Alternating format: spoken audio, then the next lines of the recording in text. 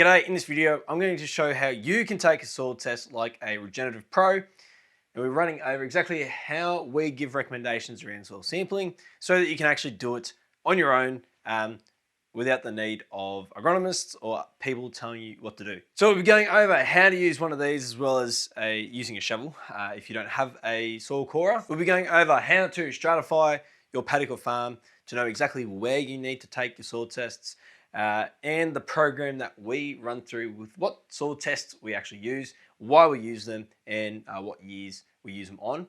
And then also we'll be going into the paddock and I'll show you how to take a soil test, and we'll also be heading to my desk where I'll show you some remote sensing techniques that we use to know exactly where we need to sample on your farm without actually being there. So let's get into it. Let's talk about first, why would you actually take a soil test in the first place? The only reason why you take a soil test is either to know what you need to apply in the future, or you're looking back in the past and going, did this work? Now, there's limitations in soil tests. The first one is that it doesn't actually tell you exactly what the plant takes up. It just tells you what is available in the soil. So that's the first one. We overcome that with differential sap test analysis. So we slot multiple sap test analysis within the season. And even though that's a better test to know exactly what the plant's picking up, it's important to have both, because you want to know what is available to the plant and what the plant is picking up. So that's a part of a holistic way to manage our crop nutrition, rather than just going, nah, we only take soil tests, or nah, we only take differential sap tests. You got to use both. But anyways, so you take a soil test typically to understand what you need to apply. So if you're not going to apply anything, don't take a soil test, because there's no point. So if you're in rangeland conditions, so outback Australia, you don't have the budget to apply fertiliser, so don't worry about taking a soil test. The only reason why you take a soil test in these contexts is to know whether or not you did something to the soil and it worked.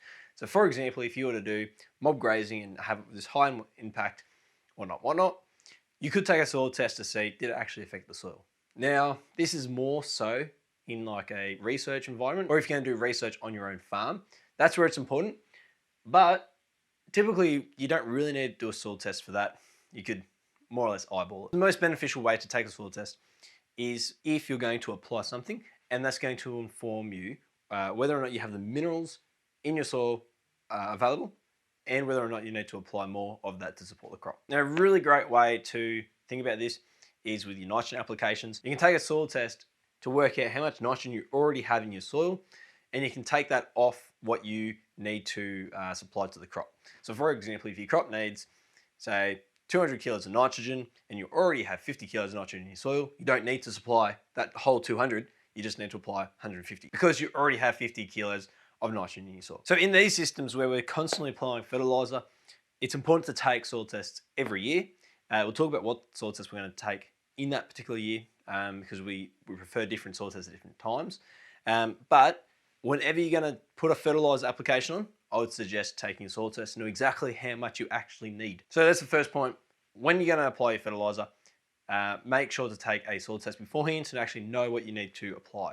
It's also super important to know how those minerals actually interact in your soil, because so typically we're going to take a soil test before any applications. Specifically, soil applications are typically what you would pair a soil test with. What we want to do is take our soil test as close as possible to the growing season of our crop. So for example, with wheat grows from autumn basically to spring. There's no point in taking it in spring to inform your applications in autumn. What we want to do is we want to get our soil test as close as possible to our sowing date, because that will tell us, that will give us a more accurate understanding of how that plant interacts with the soil, or what the soil has in it to then give to the plant. So if you did take it in the spring, you would then not consider all of that mineralization that happens over summer or your fallow period to then supply to the crop. So you want to have a really good understanding of what the plant actually has available at that point in time. Now, what you also need to factor in is getting that fertilizer to your farm. So depending on how quick the labs are and the turnaround on reading your soil tests to getting that fertilizer to your farm will depend on how far you can push it out. Typically, you might be looking at a month beforehand. That will give you enough time to get everything to the lab, potentially even more time than that, so 6 to 4 weeks. Everything to the lab, recos, and get all that product to your farm. You get it all ready to go. So that was for wheat. For more of your orchard before the active growing season, so cherries before all the leaves come out. And then for pastures, typically you'd be wanting to take that more or less in winter before spring hits. So spring where you get majority of your growth. So you want to make sure you're applying your nutrition at that point where the plant's taking it up. And to inform that, you need to take it before that time. So that's in terms of the timing. What we would be looking at in your first year is a Aubric soil test plus total. So Aubric is just typically your CEC. What you want to make sure you get is a effective cation exchange capacity. Don't get just cation exchange capacity, which only considers calcium, magnesium, potassium, sodium. You want everything. You want aluminium as well as hydrogen. So they're kind of your big six. If you don't get that, then you don't truly understand how big your colloid space is, which is super important when working all this out. The other component is your totals. Super important you get totals done. You only need to get them once per more or less geological unit of your soil. We'll talk about that in a moment. But it's super important you get your totals done because it'll actually tell you what your parent material has in it, which will then inform whether or not we need to just unlock that parent material and the minerals within that, or apply nutrition. So some soils simply don't have molybdenum, which means we need to apply molybdenum. So this is super important. It's more expensive for sure, but we only need to get it once. And the quality of that data, super important to our nutritional recommendations. So after that, we go to more or less 2 to 3 years of Haney soil tests. What this does is it uses a organic acid extraction technique, which is typically better at understanding what the plant has available to it during the growing season. So we highly rate these. Phosphorus analysis on these is really good and can be applied across lots of different soil types. More expensive than your typical soil test, but really recommend it. It's funny, the difference between a $50 soil test and a $200 soil test, well, it's 4x times the price, but the quality of that information is so much more important, especially when you're making thousands and thousands of dollars in terms of investment and costs in your nutrition. So when you think about, we're going to spend an extra $150 on a soil test, that will give you a better understanding of how you're going to then spend all this money on fertilizer and nutrition. The Haney test is really good because it tells you also your organic nitrogen, and you can add that into your nitrogen budget. Super important. Don't skimp out on your soil tests. It's super cheap. Once you factor in, you're going to be spending all this money on fertilizer. And so there's massive opportunities to save money and or increase your return by applying the right things, which you only understand from really good analysis of your soil test and the soil test itself. So what we want to do then after a few years, after using a Haney soil test, is go back to an Aubric style soil test. We don't necessarily need the totals. They're not really going to change that much. What we're looking at this one is whether or not the percent of our cations are changing and seeing that trend. From there, we'll typically go back to a Haney soil test for the next 3 years and then go back to an Aubric. So again, you only really need to take an Aubric plus totals once. You can do it again in year 5 if you really want to. That only matters if you're looking at total phosphorus, really. Your other totals aren't going to change that much. Total phosphorus is pretty important, so it might be worthwhile doing. Otherwise, I'm sure you can just get a total phosphorus added onto your Aubric one. Now, I talked about differential sap test analysis. What we do is actually slot these in between kind of the years, so in the growing season. It's super important that you have both that really good high quality soil test and then a differential sap test to guide us on our foliar applications. So when talking about where we're going to take these soil tests, what we need to do is understand the variation of soil across our farm and paddock. So there's no point in taking soil samples across 2 different soil types because that's just going to stuff up the data, meaning data is useless. Your data is only as valuable as the methodologies that you use. And so typically what you do is you have 2 points, you pick a transect like that, 2 points across your farm, and you take a soil sample at points across that. And you're aiming for about 5 to 10 different samples for that test or for that sample. So cores across that test. you can do it in a straight line or you can do it in a zigzag pattern. It doesn't really matter. But what you want to do is get lots of cores in one sample because that will increase the accuracy of your overall test. So for example, if we accidentally hit a bit of fertilizer or some lime that we applied in this sample, it's gonna, and we're simply just taking one core from that area, it's going to throw off all of our soil test results. What we want to do is get an average result across this area. The problem with this is that if we apply this area to here, so we start here and we end here, like that, we're going to get results that are halfway between soil A and soil B, which doesn't really tell us anything. It tells us somewhere in between here. If we've got high fertility soil here and low fertility soil here, we're going to be under applying fertiliser here and over applying fertiliser here. So it's super important that we understand our soil and map out our soil in order to take really accurate soil tests. So what we want to do first is determine whether or not we can actually do variable rate applications or what is our minimum unit of application.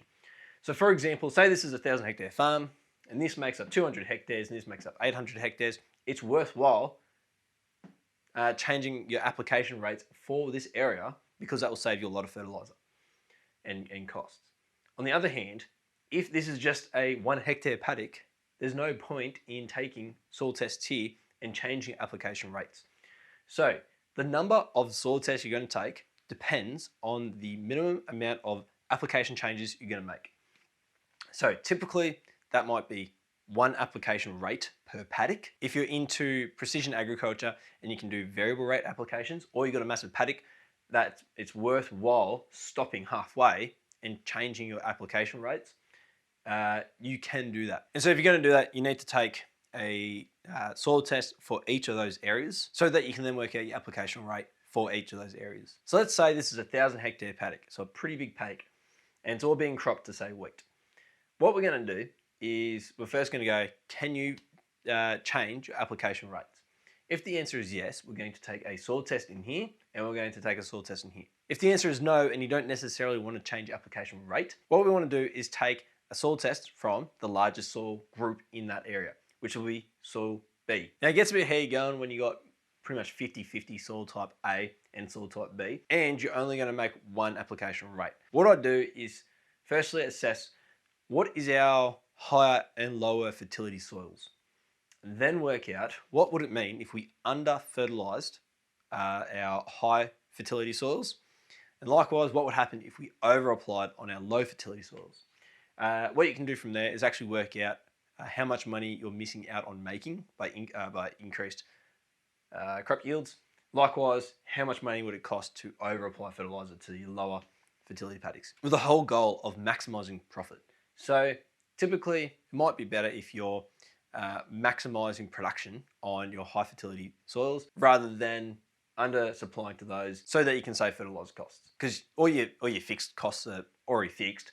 You're still going to run your header over the same amount of area. You're going to run your seeding rig over the same amount of area. You're still going to pay the same people to do the same stuff. So you might as well maximize for high fertility areas, especially if it's a 50-50 mix. But you can do numbers on that to work out what soil type are we going to be managing for. And the other one you just have to live with either under applying or over applying fertilizer to it. So the question is, how do we actually know what is soil type A and what's soil type B?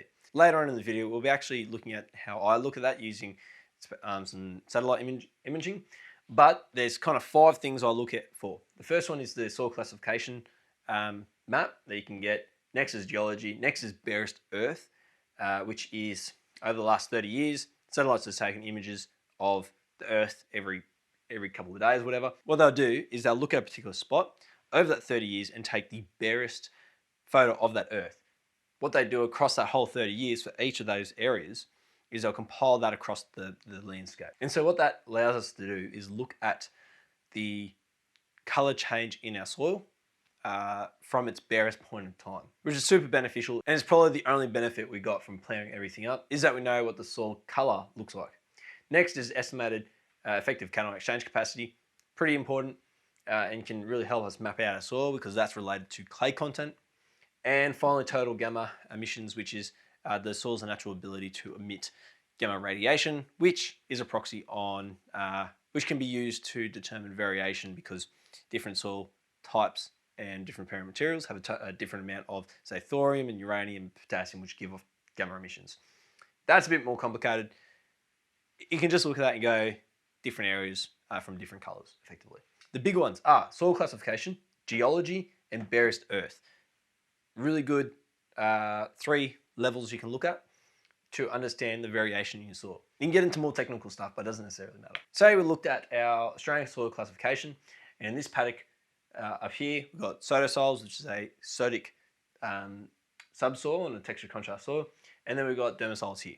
So a nice clay soil. So now that we know that we have soil type A here, soil type B, then we can start putting together a sampling program. Say, for example, we want to take 2 soil tests on this because we're going to manage each of those separately. What we want to do is we want to take a soil test that most accurately represents our paddock so that we can make really good information or recommendations off. An easy way to do this is picking a transect across the paddock. So for example, say it's actually a smaller paddock and it's more or less achievable to take a transect and walk across. We might take a transect running across here and take 10 cores running across there. If it's a super big paddock, you might just want to pick a representative area. Still take your 10 cores, but it's more of that smaller representative area. Likewise with this paddock, we want to go, maybe we might go across like that and take our soil cores running across there. When soil testing in a cropping environment or any environment, we do not want to take our soil tests where the fertiliser has been placed in the past. What do I mean by this? On your rows, you have your plants growing up like this. We don't want to take, or say this is in previous season, we don't want to take our soil test from within the row. We want to take it between the rows here. So we want to take our soil test between the plants. Why? It's because there's leftover fertiliser under the plants. So if we're picking up all this leftover fertiliser, we don't actually know what the plant will be taking up. Especially if we're going to offset our seeding and plants in between these rows, we don't want to know what fertiliser has been left behind. We want to know what's actually available to the plant. So taking it between the rows, super important. Rightio, so now that we know some of the background, let's head over to the computer and have a look at some of the software I use to know where to take some of these soil tests without actually being on your farm. So we do a lot of remote consultations with our work here at Agresol.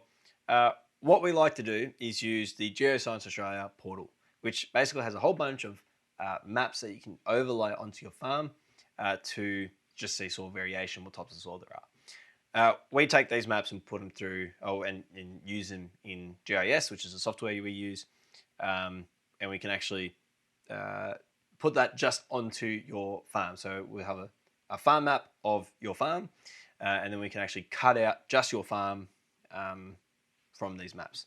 So it's a bit better, not necessarily required, but it's a lot easier. So here we have Australia with the Geoscience portal. What we want to do is zoom into, say, a random place. Let's go here in Bathurst. If this is your place, you can get a free consult, I reckon. So what we want to do is head over to the layers here. Now, as I said before, there's 5 or so layers that we like to look at. The first one is the Australian soil classification map. So type in Australian soil class, and we get a whole bunch of different maps here. Typically, I like this one here. So we add that to the map, and you can see here it comes up with a whole bunch of different maps. You can change the transparency. And what we find is that we have 3 soil types in this area. So if we click on this one, it comes up with sotosol. So sotosol, texture contrast soil. It's sandy earth on the top, clay earth down the bottom with a sodic subsoil. So we can effectively say that's one soil type there. And then what's here? A chromosol. So chromosols are similar. They have a texture contrast soil. Well, they are a texture contrast soil, so sandy up the top, clay down the bottom. But these ones aren't sodic and they're not strongly acidic either. They're just kind of a meh classification. They are defined by colour. So if you are interested in learning more about soil classifications, what you can do is head to the Australian Soil Classification website, which looks like this, and then you can find the soil type you're looking for. So for example, say that sodo soil, we can click on this, classifications, we can go down to sodo soil, you can see the classification there, comments and whatnot all about it. So I find this tool to be super helpful when understanding the type of soils we're working with, because from this and just already understanding that it's a soda soil, completely different management. We have excess sodium in our subsoil, which means we're going to basically in the plant, we're going to have excess sodium, which means that potassium, calcium and magnesium, all of which might be deficient in the plant. So quite interesting on this. What we can do on this, I didn't quite talk about it on the whiteboard, is topsoil samples and subsoil samples.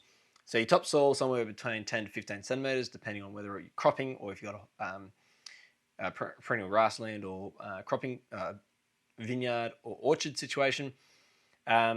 Typically you'll sample that topsoil.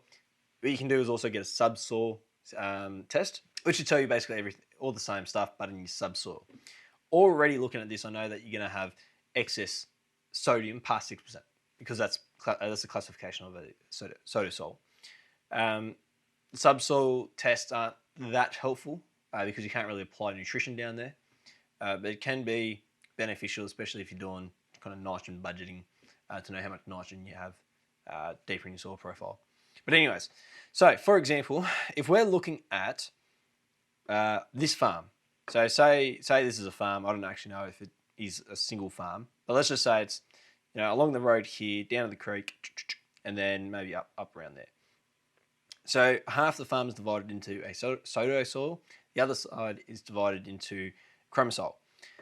So already we can effectively go, okay, this side definitely needs a soil test, this side definitely needs a soil test. Let's go deeper into this farm and go to this paddock here. So as you can see, this paddock, which is outlined by the mouse here, is split between two soil classifications. We have the sodo soil and a chromosol. In this example, basically you only have very small amounts of chromosols up here, and they're not that big of a difference in terms of the soil types. It's not like you got heaps more clay on a chromosol than a sodo soil. They're more or less quite similar.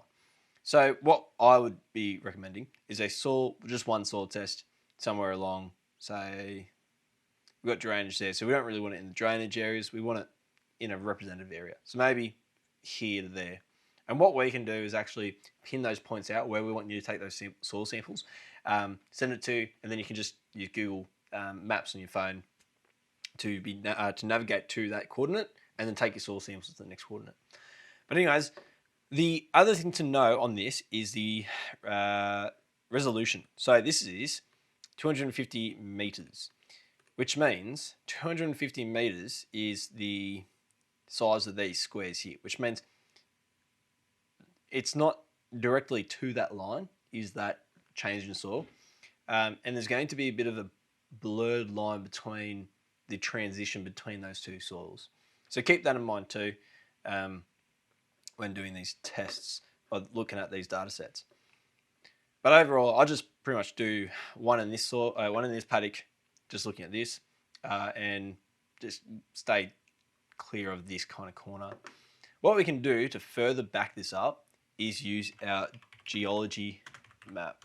So I like to use Geology, and you can see here the lithology or the geological units of this paddock are the same. They are all a granite type soil. So you can see here, even looking at this, we can go, what is the geological basis of your soil? And then work out, so we've got igneous, fesic, intrusic soil. That's typically potentially going to be higher in, obviously sodium, potentially potassium as well. Really depends. And that's why we take our soil tests. So if we went to, say, a different area, so say for example we went to this paddock here and the soil is split in half, we can sample take 2 different samples in this paddock. So you can see there, split in half. We might need 2 different soil types or 2 different soil tests on that. I think one is alluvium, one is more weathered down material. And you can kind of see that here in the photo. Actually, this is a great example. What we can also do to check all of that is, again, the barest earth. I don't think it necessarily matters which one. So you can see here there's a slight darkening in the soil at that half point. So definitely potentially taking a soil test in there, in addition to this lighter soil here. You can change the colours on all that, but it doesn't really matter. So if we go back to that previous soil that we're looking at, up here, what we can do is see variations in the soil colour. There's not too much variation in that, doesn't really warrant too much change. But again, if we went back over to this soil, there's a pretty decent change in that soil type. Up here is a bit more red, down here is a bit more brown. So I would suggest that down here is that higher quality soil, up here is probably a bit more sandier. What we can do from that is go, okay, let's have a look at our cation exchange, estimated cation exchange. Top 10 centimetres, that'd be good. The alluvium soil should be maybe potentially higher in clay, so I'd expect a higher CC at that area. So it looks like there's not too much of a difference. What we can do to double check that is click those individual spots, go to our effective cation exchange. So we've got 9 versus up here. 9 versus 8, so not much of a difference. Not much of a difference, but you can see here in that, just in the satellite imagery, that this soil down here is producing more biomass than up here. So potentially worthwhile seeing why that's the case with a soil test. The final one we talked about is total gamma. Now this one has an interesting name, radiometrics. What we're looking for is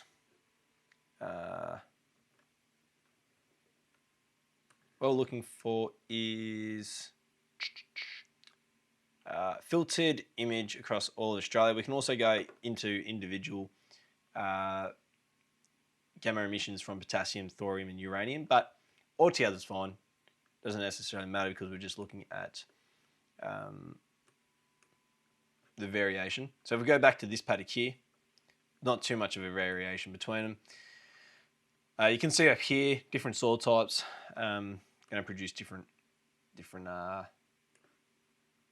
signatures.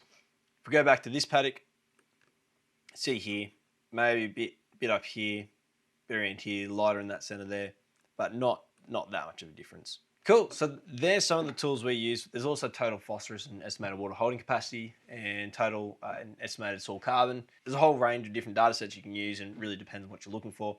Typically, your soil classification and geology are the big ones, and then kind of backing that up with some of these other things. That's within paddock. Of course, you can take soil tests for each paddock. The total is a bit more expensive. You only really need to do them per geological unit. So you could do a Aubric plus totals just in one geological unit, and then just Aubric elsewhere. Just depends on how much you want to spend on new soil tests. Cool, so now what we're going to do is actually go into the paddock.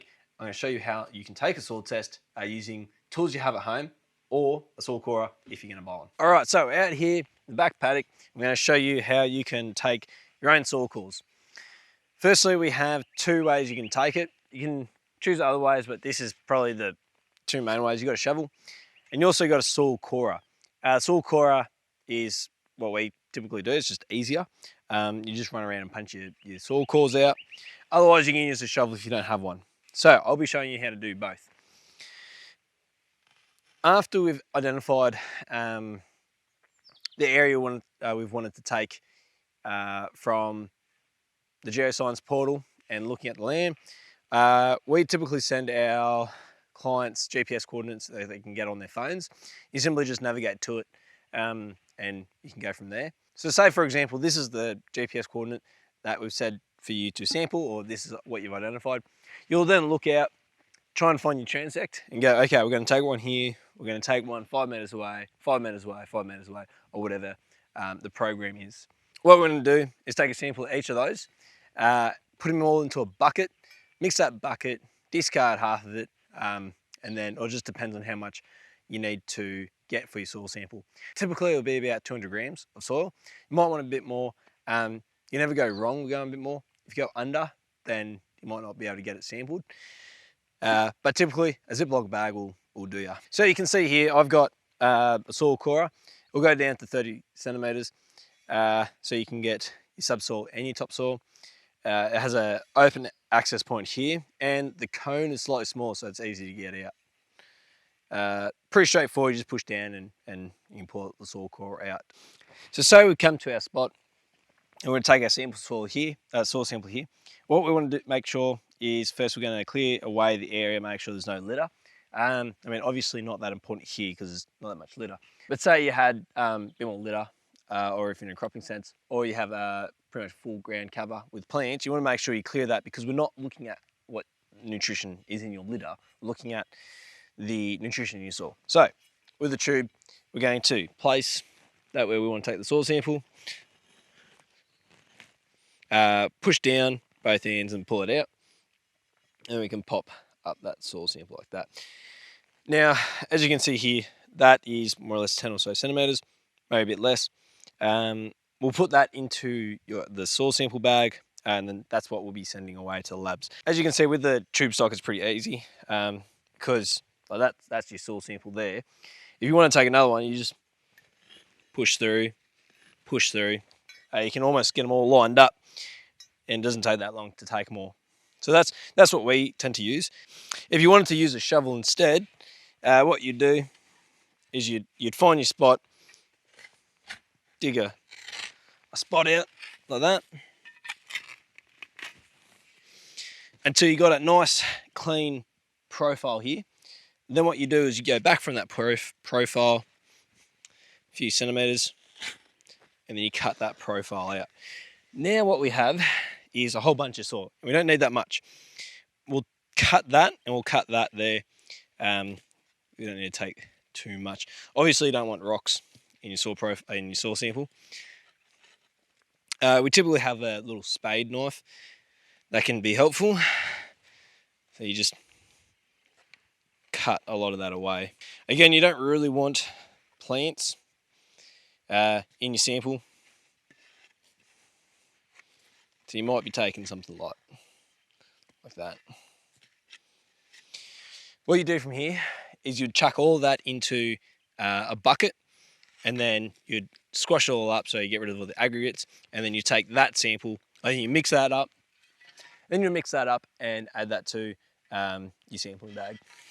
So there you go, that's pretty much everything you need to know about taking the soil samples. The most important part is making sure you're sampling the right areas, because you want it representative of the area that you're going to be applying fertiliser to.